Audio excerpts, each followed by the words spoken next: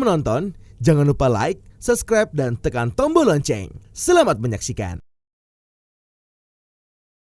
Industri elektronika merupakan salah satu sektor yang mendapat prioritas pengembangan sesuai peta jalan Making Indonesia 4.0.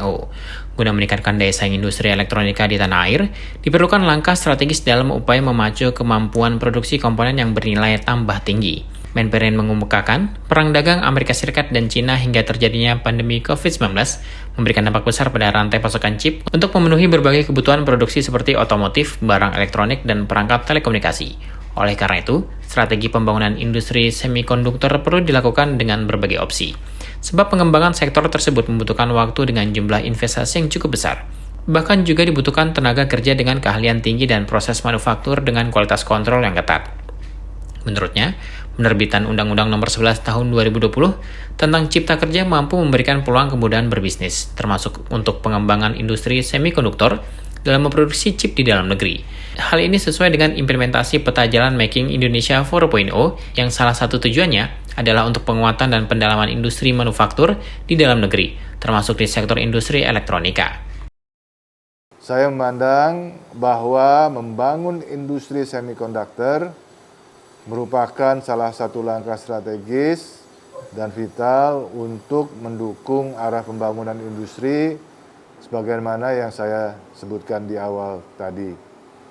Saat ini, industri semikonduktor chip terus mengalami perkembangan dari chip microcontroller hingga artificial intelligence chip yang fungsinya semakin kompleks sejalan dengan perkembangan industri 4.0. Peran strategis industri chip ini menjadi semakin tinggi dalam pertumbuhan ekonomi global maupun nasional. Indonesia telah meluncurkan program Making Indonesia 4.0. Tentunya penguatan dan pendalaman industri tidak terlepas dari kebutuhan piranti chip ini. Kita semua juga memahami bahwa akhir-akhir ini sejak pandemi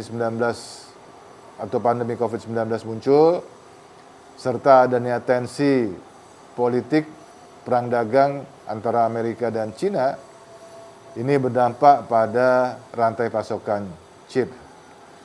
Untuk berbagai kebutuhan seperti otomotif, komputer, barang-barang elektronik, dan perangkat telekomunikasi, serta perangkat dengan fitur artificial intelligence. Tentunya Indonesia harus memikirkan cara-cara yang optimal untuk pengamanan industri nasional. Strategi pembangunan industri semikonduktor ini perlu dilakukan dengan berbagai opsi pengembangannya, mengingat industri ini membutuhkan waktu beberapa tahun untuk mendirikan fabrikasinya dan jumlah investasinya yang besar, serta tersedianya atau kebutuhan tersedianya high skill engineer, kontrol yang sangat ketat termasuk zero particle dalam prosesnya.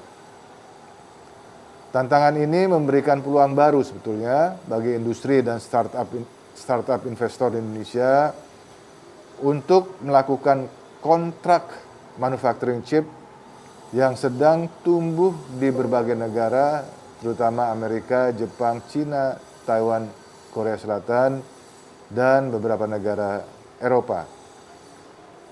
Dengan terbitnya Undang-Undang Nomor 11 Tahun 2020 tentang Cipta Kerja, kami berharap dapat memberikan peluang easy of doing business di Indonesia, termasuk untuk chip industri di dalam negeri. Namun demikian, tantangan pembangunan industri chip ini harus disiasati dengan upaya-upaya pengamanan pasokan chip di dalam negeri, selain mempersiapkan tumbuhnya industri chip di dalam negeri. Agus menambahkan chip terus mengalami perkembangan, dari chip microcontroller hingga artificial intelligence chip yang fungsinya semakin kompleks sejalan dengan perkembangan industri 4.0. Lebih lanjut, Pada masa industri 4.0 saat ini, kebutuhan chip semikonduktor secara konsisten terus mengalami pertumbuhan dan digunakan secara masif pada beragam produk.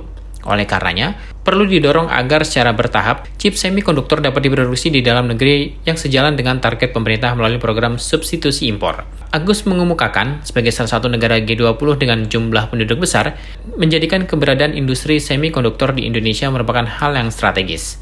Sebab industri semikonduktor memiliki prospek sebagai penghasil devisa dan penciptaan lapangan kerja. Untuk mencapai hal tersebut, Indonesia perlu menjamin ketersediaan dan kemandirian rantai pasok perangkat digital dan komponen chip semikonduktor di masa depan. Tim Eljon Media melaporkan.